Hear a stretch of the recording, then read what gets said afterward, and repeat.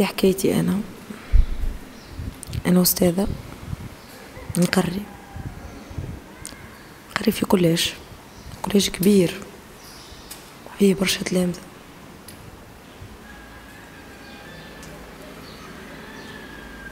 زعما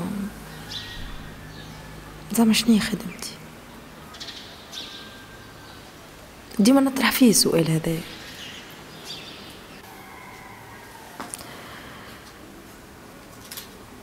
ما نعرفش، لازمني نخرج إقصاء، نعطي إنذارات، نفض عركات في الكلاس؟ ما نعرفش.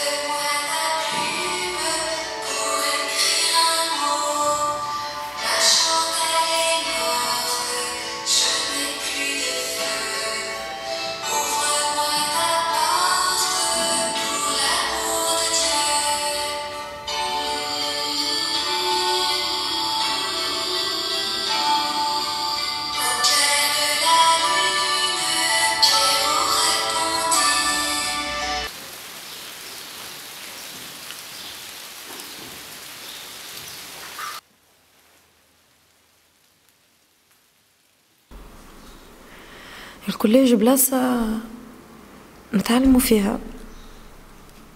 التلميذ يتعلم يجينا صغير ما يعرفش،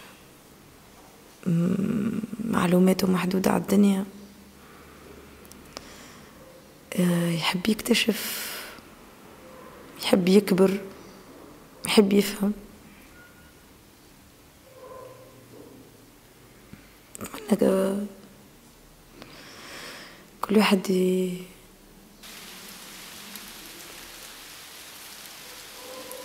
اسمه كما أنا تمنيت وقت لي أنا صغيرة نلقى معلم يسمعني. كان نقوله نحب نمشي قدام ما نمشيش مات، يقول لي معاك.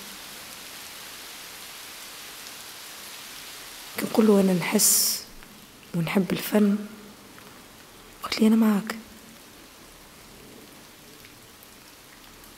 نقوله نحب نكتشف ونفهم، يقول لي أنا معاك. كلنا كنا تلامذة، كنا حسيناها كيفاش، وكلنا فهمنا اللي تعلمناه بحذا القسم ساعات أكثر من اللي تعلمناه في وسط القسم. مسينا بيدينا ممطر، حسينا بالطباشير،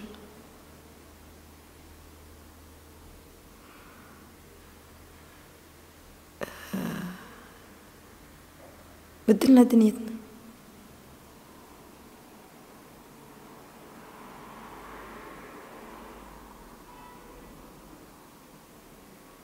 وبهيك تخلي تلميذ هو اللي يلون حياته، يلونك حتى حياتك.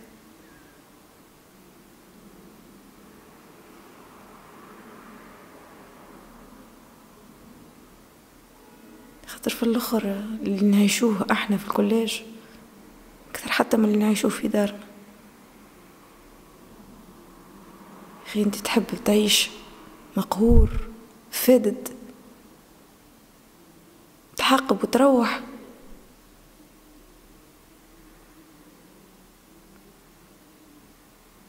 انا قررت باش نبدل.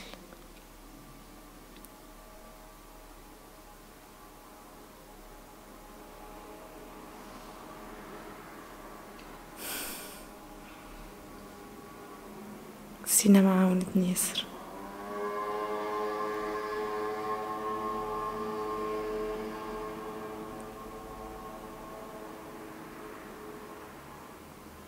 حسيت بها، تعلمت منها. ولي أنا صغيرة نحب السينما اكتشفت كنت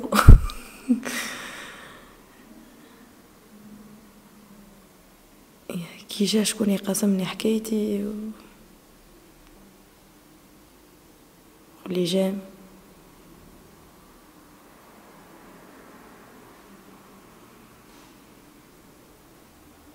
لايك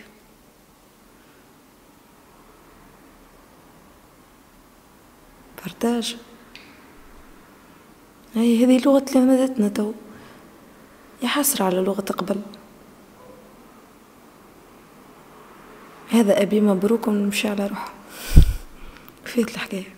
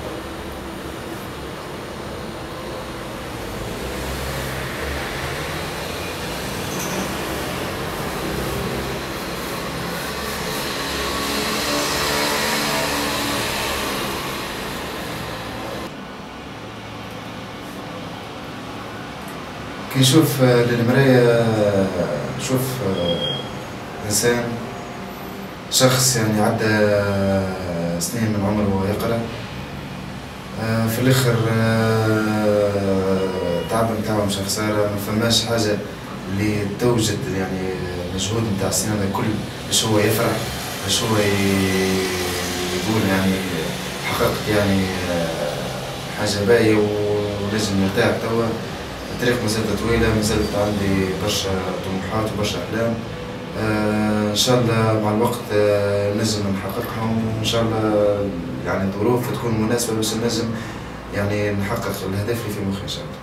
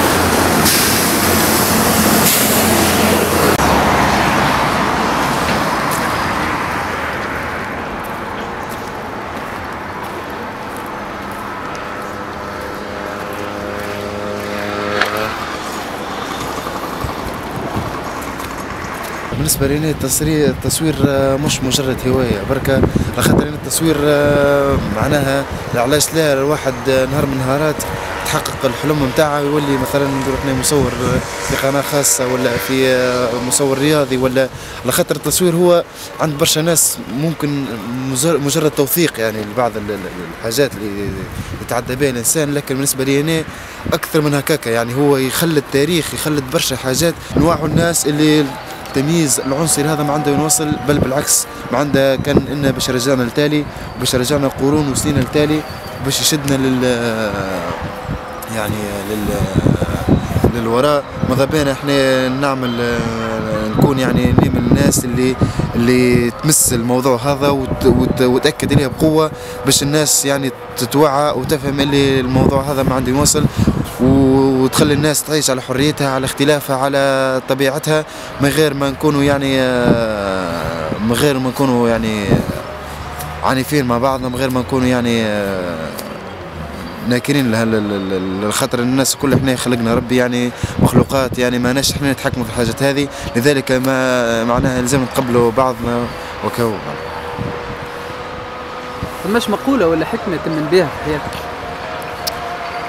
أنا عندي مقولة يعني في مخي ديما نخدم بها، اللي هي تقول لا تعطيني سمكة بل علمني كيف أصطادها.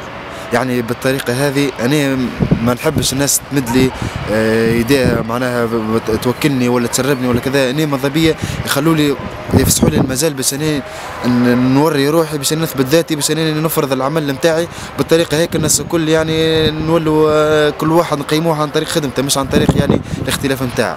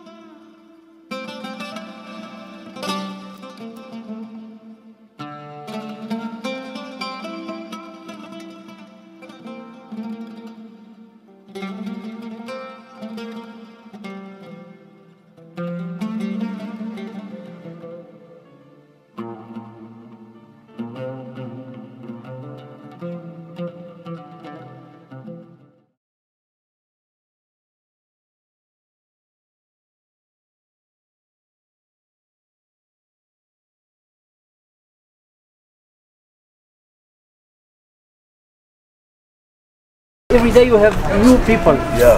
This is normally for 100, only 100 persons. Yeah. We have now more than 20. You know? I understand. That's why. We don't want to get you and push you out. Yes, no, yes, that's yes. not our idea. No. Sir, the last time we gathered outside, I think we have discussed about this issue, and then we asked you to give us a little time. But you have not enough. You get a time. Understand? A little time. Maybe I don't know about others. At least you can bring suggestions, so they can also be saying, okay, this is the few time, like a month, 2 months. Let us understand, have little money, then we can, okay, I come, I have a place, let us go and rent it out, understand?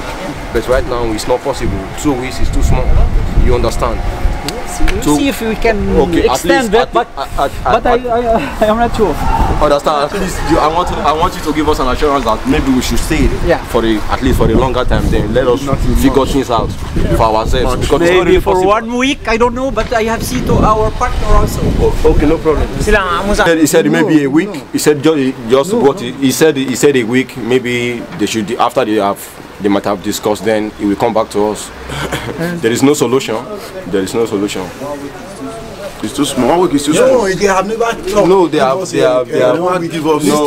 They never give us the what data. we are just saying, we say okay, I should give us not in March, February, March, so that we can know what to do. You understand? Because right now, because this my brother already said it, that we cannot just go to work one day. Tomorrow you will not see work, and the work is 20 dinar. You understand? Yeah, today you go, tomorrow you will not go. So that is the way something is going on here. He's asking us to leave the camp. We are here now, we don't know what to do. Because we are not happy that we are living in this place like this. Because we have a family. We have a father, mother, brothers and sisters. We leave them at home. You understand? I'm not, particularly me, I'm not happy that I'm living in this place. I'm not happy. You understand? So that is the something. We work the same work for the same hours. They give me 20 dinar. Maybe they pay you 50 dinar as a Tunisian man, or 40 dinar, but I'm paid 20 dinar. Understand? And the work is not every day. Okay, I go to work today. Tomorrow I might not go to work. So it's not really easy. Understand? It's not really easy for you to work a 20 dinar work a day. Then you are expecting me to go and rent a house, and I don't have passport. I don't have anything. Because I'm illegal here. المكان هذا هو المركز الوحيد لإيواء المهاجرين في البلاد التونسية. احنا الساعة نخلوا لهم الوقت الكافي باش هم يفكروا، لكن ثم ناس تقعد 5 و6 شهور وما يلقاش حل لنفسه. احنا ما نقدروا باش نواصلوا معاه معناها سنوات هذه. احنا الساعة الحالات المستضعفين، النساء أو القصر أو الشيوخ ما عمرنا نخرجوهم حتى يبقوا. عندنا في المركز الآخر النساء عندهم مدة طويلة أطول، لكن الرجال وفي حالة جيدة صحية جيدة ما ليه إلا يتدبر أمره ويلزم يلقى حل لنفسه.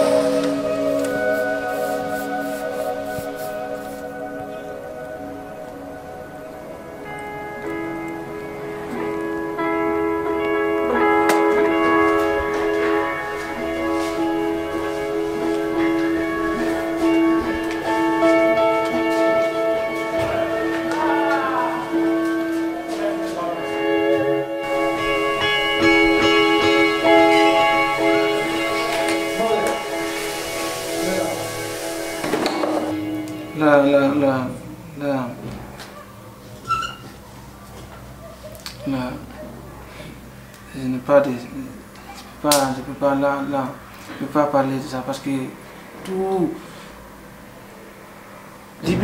en Libye, même si tu vas dans un imam à la mosquée, tu dis aidez-moi. Ils vont dire ok, allez, soyez, mosquée là. C'est eux-mêmes qui vont t'amener à prison ou bien ils t'enferment dans leur maison. Même les imams, je te dis, même les imams, je vous dis ça, même les imams. Moi, lorsque je courais, moi avec mes amis, il y a certains qui sont courus direct pour rentrer à la mosquée. Aidez-moi. Le imam a dit, c'est lui-même qui l'a fait embarquer mes amis dans son propre voiture, il les a amenés à la prison. À le donner à le policier. Il y a une ville là-bas en Libye qui s'appelle Zawiya ou Soroman, j'ai oublié, mais c'est Soroman. Là-bas, même si c'est les femmes qui te voient, ils vont appeler leur mari ou bien la police. Voilà un noir, voilà un noir. Là-bas, tu peux jamais circuler dans la ville comme ça. Tu peux jamais. Parce que ici, on te voit seulement, ils vont appeler la police. Mais eux aussi, ils vont courir derrière toi pour t'attraper. Ce que j'ai vu à Libye, je n'ai jamais vu ça. Même à la télé, je n'ai jamais vu ça. Même à la télé, je n'ai jamais vu. بيتنا بيت كبير وبيت أيضا كلهم يحبون العلم. حتى أنا كنت في طلب العلم. أبي هو الذي ساعدني على ذلك. فعلت الابتدائية وإعدادية والثانوية. ولما وبعد ذلك قال لي أبي ما عنده فلوس لكي يعني لكي تفعل كيف أقول جامعة. قال له يعني ما عنده فلوس لكي تفعل الجامعة. وقلت له أنا إن شاء الله أنا سأقوم وأطلب المال. في ليبيا مكثت هناك 4 أشهر على التعب والظلم. وركبنا فوق البحر ومكثنا عليها 3 أيام. ركبت على هذا البحر، وإلا البحر خطير جدا، فيه موت وفيه الحياة حياته. Tout ce que j'ai vu sur la route, il y a mes amis qui sont morts dans le désert, et mes amis qui sont morts à la mer, dans la mer. Il y a mes amis qui sont en prison jusqu'à présent, sans sortir. Tout ça, c'est pas bon. À Libye, on nous apprend dans le foyer pour aller à la mer, ramasser le corps. Ramasser le corps. C'est à vous de ramasser le corps? Oui, oui. Non. Des fois, on part là-bas, on trouve même le corps est explosé comme ça. On ramasse, on met dans le caoutchouc, on enterre. Je rêve d'étudier. Je rêve d'étudier jusqu'à présent. C'est ça mon rêve, d'étudier. Parce que si tu n'as pas étudié, tu ne peux rien actuellement. Parce que moi, je n'ai jamais été à l'école. Je n'ai jamais été à l'école d'abord. J'ai forcé. Depuis que j'étais petit, j'ai forcé d'étudier. J'étais au village, au dernier village. Là-bas, il n'y a pas d'école. Mon village. Moi, j'ai rêvé d'être journaliste. Quoi? Journaliste. Et c'est quoi le journalisme pour toi? Parce que je rêve d'étudier beaucoup, même si c'est faire les études pour l'information, quoi. Pour donner l'information à la population. C'est ça qui est mon rêve. Parce que ou bien être footballeur, c'est le D. Être footballeur, les gens me regardent à la télévision, être star, on fait affaire. C'est ça que je voulais. Ton rêve, donc d'être un comme star. Lionel Messi, comme Cristiano Ronaldo, comme ça.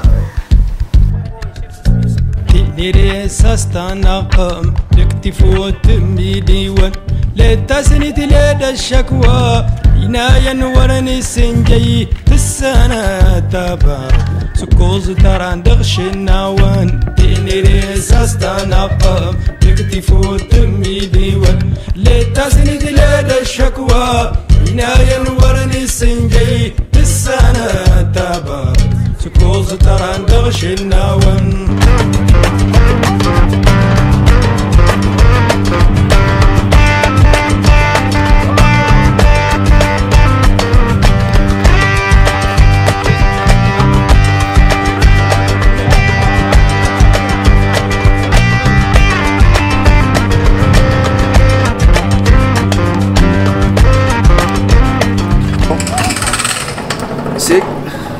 Je n'ai pas crampon. ça par rapport à mon président Karim. Après, là, c'était un crampon pour moi. Il m'a donné, pour m'encourager. Il faut que je fasse un texte avec un club olympique Medni. Tu vois. Donc, j'ai commencé à venir à l'entraînement petit à petit. Après, on m'a dit, ah Bangoura, tu as le talent, tu peux signer un contrat avec nous, club olympique Medni.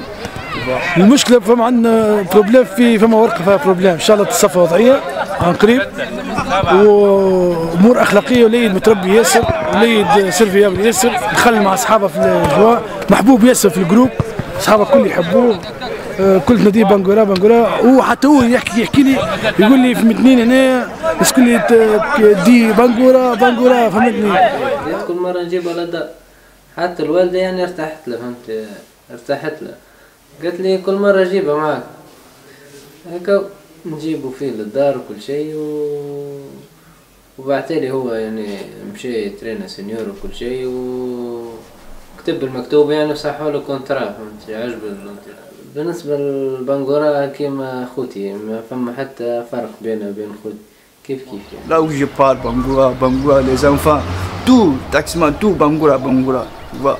Donc je me sens à l'aise. En Medellin, comme je suis en Guinée, il n'y a pas de problème, aucun problème. D'abord, j'attends mon papier d'abord en Guinée, la fédération guinéenne, je dois envoyer mes papiers, attestation avec licence, j'attends ça. D'ici décembre le 15, Inch'Allah, grâce à Dieu, je vais qualifier, Inch'Allah. J'ai envie d'être un grand joueur.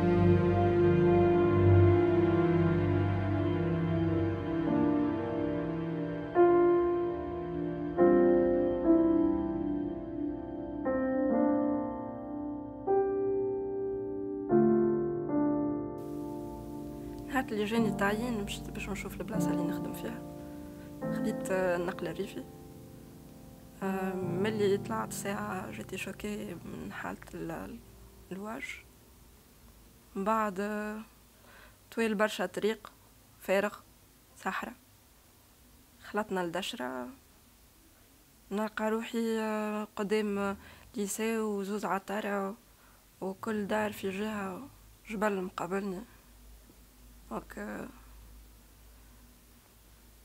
تعشقت بالبكي 8 سنين تعداو وفرد ريتم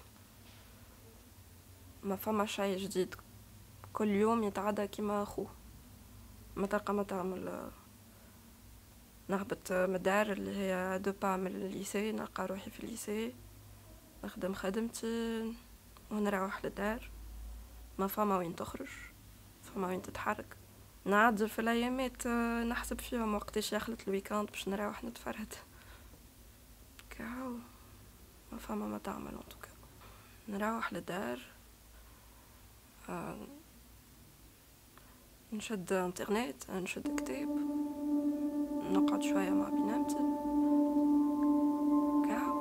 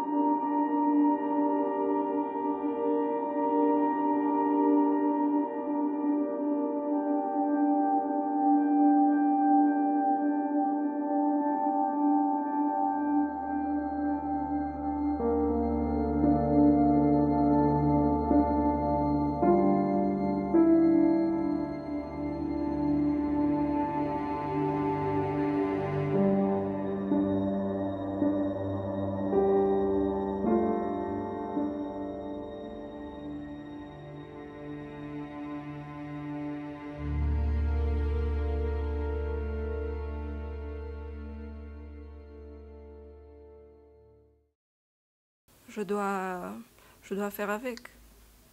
J'ai pas le choix. Donc حاولت نلقى كيفاش نعبي وقتي. حاولت نعدي أكثر وقت مع تلامذتي، نعطيهم أكثر. عملت دي كلوب، لوجت هكا، شاركت في الأورغانيزاسيون تاع فيستيفال ما كانش قبل. كاو وليت نقرأ أكثر كتب وكاو.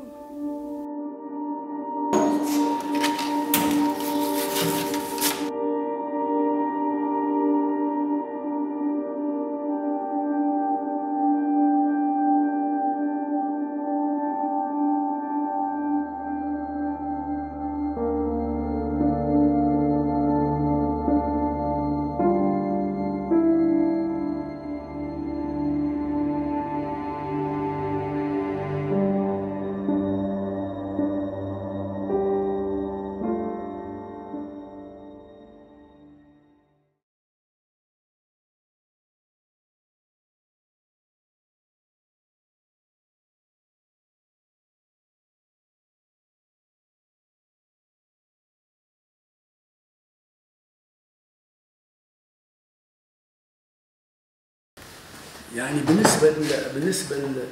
بالنسبة للناس bon d'abord ils n'ont pas ce besoin urgent تاع فن يحب création. Non, c'est pas un besoin على الأقل du moins dans la société arabo-musulmane معناتها في المجتمعات هي مجتمعات محافظة وهي مجتمعات ما نجمش نقول لا تنتج فن، أما تقريب لا يعني ماناش بعيد من المسألة هذه، فهمتني؟ لي جون نون با بوزوان ما عندوش حاجة للجمال، ما عندوش حاجة، يعني ما فماش حاجة للجمال، ما فماش حاجة للأشياء هذه، ما يعاملكش بالشكل هذايا.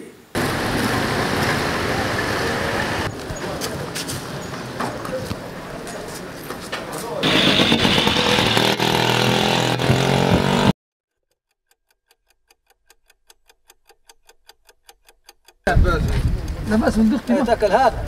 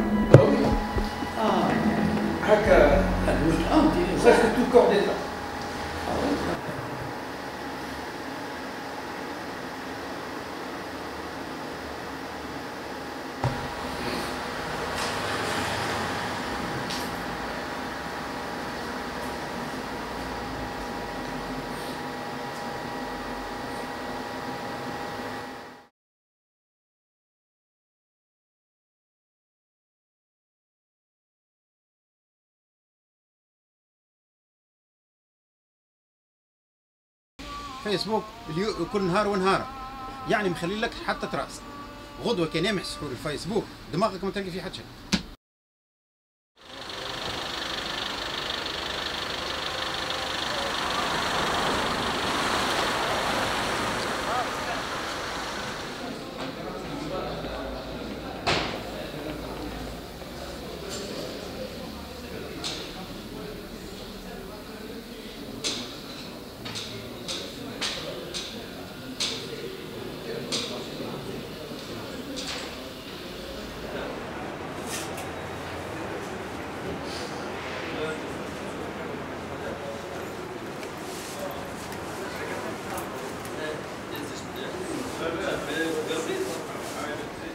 ديما كونكتي. ديما كونكتي.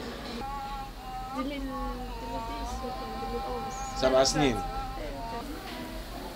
صافي 9 ans. 9 سنين. 9 سنين 2008. وين؟ نقرا 6 عام. 6 سنين 7 سنين. 7 سنين فيسبوك. كيف هكاك؟ من 2010 واضح. قداش من ساعة في النهار تعديهم في فيسبوك؟ تو حاليا ما تعدلش. في وقت ثم خدمة نخدم، وقت ما ماش خدمة أنا فيسبوك هكا. لا مع الفيسبوك ارقام قياسية 12 13 ساعة ليميتي مينيموم 24 على 24 سون فوت. حتى وانت راقد تجيك حكايه نوتيفيكاسيون تقوم حتى ينوض في الليل يشوف يعمل طلع اول حاجه على الفيسبوك. من وقتاش عندكم فيسبوك؟ قديم 5 سنين 6 سنين. لا نحكي لك معناها اللغه كيفاش تقلب شاطي معناها انا انسان له بصغاره وله بمرته وله بدنيته الكل ووقته كلها شاطي. حتى البلتان هكا ديرنييرمون ولا يبعث فيها ميساج. البلتان نتاع الذريه يبعث فيها ميساج. ارتحنا. معناتها سيب. حتى خبر نجاح يجي في ميساج. ثم مهن باش تطير. بحكم الزمن باش تطير، ما عادش باش تلقاها. جوابات لا تحط شيء. كلها ميساجات كلها فيسبوك كلها هذيك هي. فيسبوك عوض معناها. عوض كل شيء. تلقى في كل شيء. بالدين جابس كلها تلقى. المشكله تو في الشباب تو ان لخصوا الانترنت في الفيسبوك برك. حتى في هذه المشكله في الشاتينغ برك. وفي الفيسبوك لخصوه في الماسنجر فقط. هذه المشكله. يعني هو فيه برشا فوائد لكن هم فوائدك الكل لخصوها في الشاتينغ وهذا سيء. هذه حاجه نحكي على المساوئ مثال شنو؟ اي تفضل. الحاجه الاخرى تحس بروحك وقت اللي تمشي تحوس مع جماعه مثلا في بلاصه من البلايص تحسهم انهم يحبوا يعيشوا غيرهم اكثر من يعيشوا هم اللحظه. الناس كل تصور والناس كل طول تصب في الفيسبوك كأن الفرحه باش يفرحوا الاخرين مش هو. معناها ما يقعدش يتامل ويشيخ ويفدلك ويضحك ويشوف المناظر السمحه وكذا. لا كلها تك تك تك تك تك كلها تصور في الفيسبوك. ما عادوش اللي كانت مستعمل بل كانت مكتبة القصور هذا هنا والقدس ديما للسياحة. بعدين خلى النيميريك وواحد تفقد اللي كانت بوستار حتى المدرسة الحمارية ما نلقوا فيه. ما عادش يستعملوا اللي كانت بوستار. لا يا قليل نادر. وين ما عادش تلقاهم ما عادش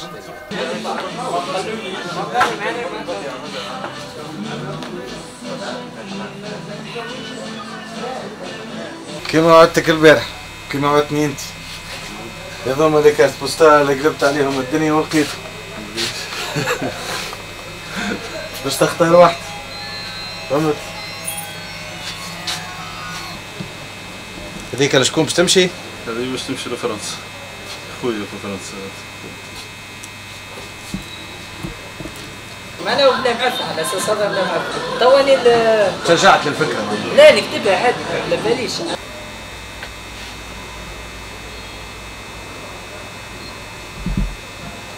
مثلا يكلم يا اخي بدي احسب روحك ما كلمتش. احسب روحك ما كلمتش. احسب روحك ما كلمتش.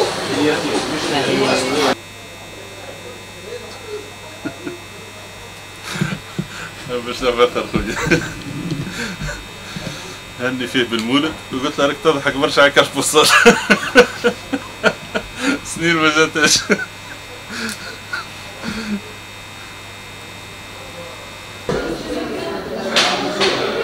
ما شاف